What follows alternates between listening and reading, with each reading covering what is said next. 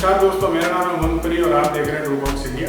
आज का वीडियो जो है वो थोड़ा सीरियस होने वाला है। आपको कभी ऐसा लगता है कि भाई जो हमारे भारत में हो रहा है, ये सारा जो सिस्टम है, ये आम आदमी की बिल्कुल परवाह नहीं करता। कोई जिए चाहे मरे, अमीरों के लिए और पॉलिटिशियंस के लिए ये दुनिया सबसे अच्छी है और आम जनता जो है भारत के अंदर वो बस पिस रही है।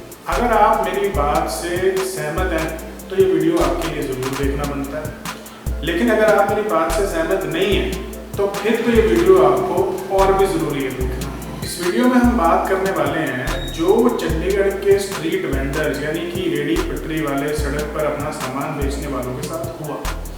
उनके साथ इतना बड़ा धोखा हुआ है कि इस वीडियो को देखने के बाद आप हैरान रह जाएंगे।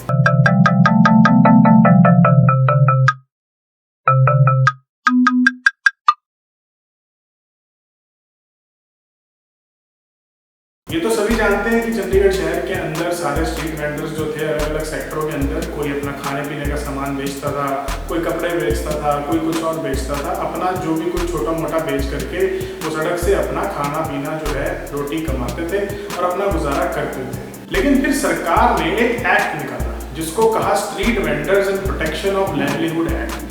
इस एक्ट का मतलब क्या था? इस एक्ट का मतलब ये था कि जो सड़क पर बैठकर अपना सामान बेचते हैं, उनको कभी पुलिस वाले तंग करते हैं, कभी उनसे घूस मांगते हैं, कभी उनको म्युनिसिपल कॉर्पोरेशन वाले, नगर निगम वाले तंग करते हैं, उनका सामान उठा के ले जाते हैं। तो इन सारी चीज़ों की वजह से वो बहुत परेशान रहते हैं। वो इन सब चीज़ों की वजह से परेशान ना रहें और आराम से अपनी ज़िंदगी में अपनी रोजी रोटी कमा सकें, इस चीज़ को लागू करने के लिए सरकार ने ये एक्ट निकाला था जिसको हम स्ट्रीट वेंडर्स एक्ट भी कहते हैं। अब इस एक्ट के अंदर कैसे सरकार ने कहा कि आप इंश्योर करो कि भाई ये लोग अपना रोजी रोटी कमा सके। सरकार ने कहा कि ये जो अलग अलग जगह पर बैठे हुए हैं लोग, इनमें से आप आइडेंटिफाई करो कि कौन स्ट्रीट वेंडर्स जेन्युइन हैं और उनको एक पर्टिकुलर जगह दे दो जहाँ पर उनको पर्टिकुलर उन्हीं की जगह होगी और वहाँ पर उनको ना पुलिस तंग करेगी ना कॉर्पोरेशन तंग करेंगे। इसके बदले में जो वेंडर्स हैं वो सरकार को थोड़ी बहुत फीस देंगे और वो आराम से अपना सामान बेच सकते हैं और अपनी ज़िंदगी का गुजारा चला सकते हैं। और ये सब होना कैसे था? ये सब होना था एक टाउन वेंडिंग कमेटी के जरिए।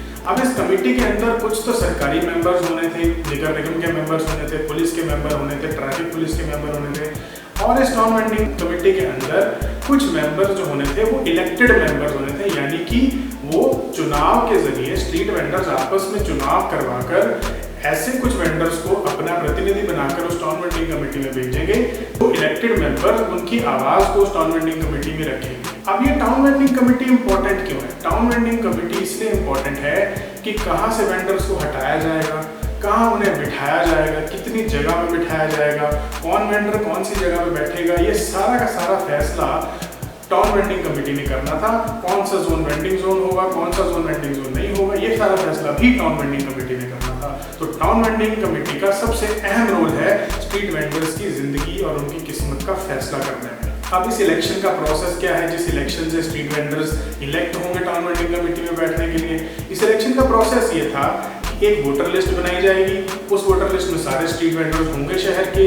कुछ लोग इलेक्शन में मेंबर बनने के लिए खड़े होंगे, यानी कि कुछ लोग इलेक्शन में खड़े होंगे जिनको बाकी के वेंडर वोट डालेंगे और उनकी वोटिंग से ये डिसाइड होगा कि टाउन वेंडिंग कमेटी के अंदर स्ट्रीट वेंडर्स का प्रतिनिधित्व कौन करेगा। जैसे कि आप देख सकते हैं कि ये जो था इलेक्शन शेड्यूल डिसाइड हुआ।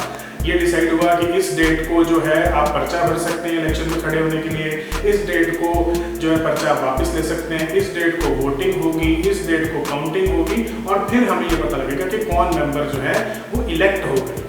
अब आप सोच रहे होंगे यार ये तो इतना बढ़िया काम कर दिया सरकार ने और इतने अच्छे तरीके से सब कुछ चल रहा है, तो प्रॉब्लम क्या है? प्रॉब्लम शुरू होती है अब। इस इलेक्शन के रिटर्निंग ऑफिसर थे वीरेंद्र चौधरी, जो कि आप देख सकते हैं कि वो जॉइंट कमिश्नर है और इलेक्शन के रिटर्निंग ऑफिसर है चंडीगढ़ के लिए। इस इलेक्शन में आपको पर्चा भरने के लिए पहले ये पता होना चाहिए कि इलेक्शन ऐसा करवाया जा रहा है। अब आपको कैसे पता लगेगा कि ऐसा कोई इलेक्शन नगर निगम करवा रहा है? नगर निगम ने सिर्फ एक छोटी सी ऐड दी कुछ एक न्यूज़पेपर में एक ही तारीख को, जिससे कि उन्होंने ये समझ लिया कि शहर के सारे वेंडर्स ने वो अखबार पढ़ लिया और उनको पता लग गया कि भाई इलेक्शन होने वाला है। तो आप कहोगे कि भाई उनको तो पता लग ही गया होगा, क्योंकि अगर पता नहीं लगा हुआ होगा तो इलेक्शन तो हो ही नहीं सकता। ये भी गलत है। इलेक्शन भी हुआ, सब कुछ हो गया, किसी को पता भी नहीं लगा। कैसे? अब सुनिए ध्यान से। चुनाव करवाने के लिए, इलेक्शन कराने के लिए सबसे इंपॉर्टेंट चीज क्या है? सबसे इंपॉर्टेंट चीज है इलेक्शन करने वाले लोग, वो लोग जो वोट डालेंगे। एक वोटर लिस्ट तो होनी चाहिए ना। तो नगर निगम के पास कोई वोटर लिस्ट ही नहीं थी। नगर निगम के पास कोई भी ऐसा रिकॉर्ड नहीं था जिससे कि ये पता लग सके कि शहर में कितने वेंडर्स हैं। तो नगर निगम ने क्या किया, अपने रिकॉर्ड्स छाने और उनको कुछ 500-600 ऐसे वेंडर्स मिले जिनको किसी जमाने में रेडी पटरी पर सामान बेचने के लिए उनको हॉकर्स लाइसेंस दिए गए थे। अब हॉकर्स लाइसेंस देने का क्या मतलब है कि उनके पास ऑलरेडी लाइसेंस है और वो अपना सामान जहां पर भी वो लगाते हैं शहर में लगाकर बेच सकते हैं। तो उनकी प्रोटेक्शन ऑफ लाइवलीहुड की जरूरत नहीं है। ये जो एक्ट था ये उन लोगों के लिए था जिनको पुलिस और नगर निगम वाले तंग करते हैं। जिन लोगों को पहले से ही लाइसेंस मिले हुए हैं उनका तो इस एक्ट से कोई लेना देना नहीं था। बट चलो, वो हमारा नगर निगम जो है वो थोड़ा ज्यादा अक्लमंद है, तो हम उनसे यही उम्मीद करते हैं कि उन्होंने उनको वेंडर मान लिया। उन्होंने मान लिया कि चलो वो भी वही लोग हैं, खिचड़ी पका दी, कोई बात नहीं, इतना तक भी चलो हमें समझ में आ गया, मान लिया हमने किसी तरीके से। लेकिन इसके बाद क्या होता है? इसके बाद नगर निगम ये सोच में पड़ जाता है कि हम इलेक्शन की वोटिंग किससे करवाएं। ये जो 500-600 लोग हैं जिसमें से भी सिर्फ 196 लोग अपना लाइसेंस रिन्यू करा रहे थे, उनसे वोटिंग करवाएं, लेकिन वेंडर तो 10,000 है। तो क्या करें? उन्होंने ये मामला जनरल हाउस जो चंडीगढ़ के काउंसिलर्स से बनता है, जनरल हाउस के अंदर रखा। अब जनरल हाउस के अंदर ये सवाल आया कि आखिर वोटिंग किससे करें? भाई 196 लोग जो लाइसेंस रिन्यू करवा रहे हैं उनसे करवाएं, या 500-600 लोग जिनके पास एक्चुअल में किसी जमाने में लाइसेंस थे उनके से करवाएं, या फिर एक 2011 में कोई सर्वे हुआ था जिसमें 7-8 हज़ार वेंडर दिखे थे उनसे करवाएं, लेकिन उनका भी कोई रिकॉर्ड नहीं है। तो करें क्या? तो हाउस ने ये डिसाइड किया, हाउस के अंदर एजेंडा क्या रखा गया कि हम एक टेम्परेरी टाउन वेंडिंग कमेटी बनाएंगे। ध्यान दीजिएगा, ये टेम्परेरी टाउन वेंडिंग कमेटी, और आप इसका एग्जाम में साफ साफ देख सकते हैं कि क्या लिखा है। इसका हिंदी ट्रांसलेशन भी इसके नीचे आपको दिख रहा होगा। हाउस के अंदर ये एजेंडा रखा गया था कि टेम्परेरी टाउन वेंडिंग कमेटी बनाई जाएगी जिसका काम सिर्फ इतना होगा कि वो सर्वे कराकर एक वोटर लिस्ट बनाएगी वेंडर्स की, जिसमें से फिर इलेक्शन होगा और असली टाउन वेंडिंग कमेटी बनेगी जो कि वो सारे फैसले लेगी जो टाउन वेंडिंग कमेटी को लेने हैं। यानी कि कौन सा वेंडिंग जोन होगा, कौन सा वेंडिंग जोन नहीं होगा, कहाँ से वेंडर्स को उठाया जाएगा, कहाँ बिठाया जाएगा, ये सारे के सारे फैसले उस टाउन वेंडिंग कमेटी को लेने थे जो कि परमानेंट होती है। ये वो टाउन वेंडिंग कमेटी नहीं है, ये वो टाउन वेंडिंग कमेटी है जिसने सिर्फ एक वोटर लिस्ट बनानी थी। लेकिन जैसे कि मैंने आपको पहले बताया कि हमारे नगर निगम के अंदर कुछ ज्यादा पड़े हुए लोग हैं, उन्होंने क्या किया, धोखा देने के लिए इस काम का कोई और पर्पस नहीं हो सकता, ये काम कोई गलती नहीं हो सकती, ये काम का कोई और उद्देश्य नहीं हो सकता। इस काम का उद्देश्य सिर्फ और सिर्फ वेंडर्स का हक मारना था। अब ये हक क्यों मारा गया? किसी पॉलिटिशियन के इन्फ्लुएंस में आके मारा गया, या दुकानदारों के दबाव में आके मारा गया, या शोरूम वालों के दबाव में आके मारा गया, या हो सकता है बहुत सारा पैसा जो है नगर निगम के ऑफिशियल्स ने यहाँ पर एज रिश्वत लिया हो, क्योंकि इतना क्रूर और इतना ब्लेटेंट लाई कोई कैसे बोल सकता है। उन्होंने इस टाउन वेंडिंग कमेटी को परमानेंट कर दिया। ये आप नोटिफिकेशन देख सकते हैं, यहाँ पर नगर निगम के कमिश्नर बलदेव पुरुषार्थ के वक्त का ये नोटिफिकेशन है कि भाई ये टाउन वेंडिंग कमेटी हमारी परमानेंट हो गई। इस इलेक्शन की प्रक्रिया के अंदर हाउस ने ये डिसाइड कर लिया कि 196 लोगों से हम वोट डलवाएंगे, क्योंकि सिर्फ टेम्परेरी टाउन वेंडिंग कमेटी बननी है। कोई बात नहीं, ठीक है। अब हमने सोच लिया कि चलो इतनी प्रॉब्लम आ रही है तो इतनी से एडजस्टमेंट कर लेते हैं, लेकिन इसको धोखा देने के लिए परमानेंट टाउन वेंडिंग कमेटी बनाना एक तरीके से स्ट्रीट वेंडर्स का कत्ल था। और अगर उनको ये कहना है कि भाई हमने तो अखबार में निकलवाया था, कोई आया ही नहीं चुनाव लड़ने, तो भाई साहब ऐसा है कि भाई जब आपने चुनाव करवाना था तो आपने एक छोटी सी नोटिफिकेशन निकलवा दी अखबार में और आपका काम खत्म हो गया। लेकिन जब स्ट्रीट वेंडर्स को डरा धमका के उनकी जगह से उठाना था, तो भी आप तस्वीरें देख सकते हैं कि किस तरीके से पुलिस का बंदोबस्त किया गया, किस तरीके से स्पेशल फोर्सेस का बंदोबस्त किया गया, किसी तरीके से वाटर टैंकर्स मंगाए गए, इतना डराया गया, ड्रोन का इंतजाम किया गया। ऐसा लग रहा था जैसे जैश ए मोहम्मद का कोई आतंकवादी चंडीगढ़ में घूम रहा है और उसको पकड़ने के लिए इतना इंतजाम किया हुआ है।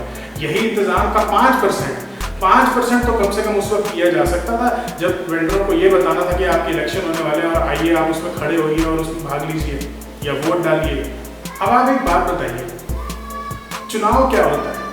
अगर भारत में प्रधानमंत्री चुना जाना है तो कैसे होगा चुनाव? सारी की सारी यूनियन टेरिटरीज और सारे के सारे राज्य के अंदर चुनाव होगा, वहां से जो लोग MP बनकर आएंगे वो फिर प्रधानमंत्री चुनेंगे, ऐसा ही होगा ना। क्या ऐसा हो सकता है कि हम सिर्फ बिहार के एमपीओ को बोले कि तुम प्रधानमंत्री चुन लो और फिर वो प्रधानमंत्री पूरे भारत का प्रधानमंत्री हो जाएगा? क्या ऐसे हो सकता है कि चंडीगढ़ के अंदर अगर मेयर के इलेक्शन होने हैं तो काउंसलर सिर्फ 2 ही चुने जाएं जो कि मेयर बना दें? ऐसा तो नहीं हो सकता ना, सभी काउंसलर मिलके मेयर बनाएंगे। तो ऐसे कैसा हो सकता है कि सिर्फ 196 वेंडर्स ने जिन 4 लोगों को चुना वो भी ढंग से नहीं चुना, आपने देख ही लिया। लेकिन कैसा कैसे हो सकता है कि जो 196 वेंडर्स ने 4 लोग चुन लिए वो 10,000 लोगों के रिप्रेजेंटेटिव हो गए? ये तो गलत है ना। होना क्या चाहिए था कि उनका काम सिर्फ इतना था कि वो सर्वे करा के एक वोटर लिस्ट बनाते और फिर वोटर लिस्ट से जो टाउन वेंडिंग कमेटी बनती वो असली टाउन वेंडिंग कमेटी होती, क्योंकि उसके अंदर जो मेंबर होते वो असल में उन 10,000 स्ट्रीट वेंडर्स के प्रतिनिधि होते। अब ये जो सारा का सारा धोखा हुआ, इसमें स्ट्रीट वेंडर्स का क्या रोल था? उनको कुछ बताया ही नहीं गया। इसमें पुलिस का क्या रोल था? पुलिस को तो कुछ पता ही नहीं है इसके बारे में, क्योंकि पुलिस का लेना देना नहीं है। नगर निगम ने किया सब कुछ। नगर निगम का क्या रोल था? नगर निगम में कमिश्नर का क्या रोल था? नगर निगम में मेयर का क्या रोल था? इन सब का रोल ये था कि ये निष्पक्ष तरीके से इस इलेक्शन को करवाकर एक अच्छी टाउन वेंडिंग कमेटी बनाते जिसमें अच्छे से तरीके से प्रतिनिधि होते और वो सारे ये फैसले करते, तो आज सारा शहर के वेंडर भूखे ना मर रहे होते और खुश होते। इस मामले में कोर्ट का क्या रोल था? सुप्रीम कोर्ट का क्या रोल है? कोर्ट ने ये कहा कि भाई म्यूनिसिपल कॉर्पोरेशन ने जो दलीलें दी हैं उसके हिसाब से हम ये मानते हैं कि भाई इन्होंने सारा प्रक्रिया पूरी कर ली है, अच्छे से इलेक्शन करा के टाउन वेंडिंग कमेटी बना के vending zone non vending zone बना दिए हैं, इसलिए हम उनको परमिशन दे रहे हैं कि वो स्ट्रीट वेंडर्स का रिमूवल कर सकते हैं। आप इस कोर्ट के ऑर्डर में साफ दे सकते हैं, यही कहा है कोर्ट। इसके ऊपर सुप्रीम कोर्ट ने टिप्पणी करते हुए ये कहा है कि इस मैटर को दोबारा सुना जाना चाहिए, लेकिन कोरोना वायरस की वजह से अभी तक इस मामले को सुप्रीम कोर्ट में लटकाए रखा गया है।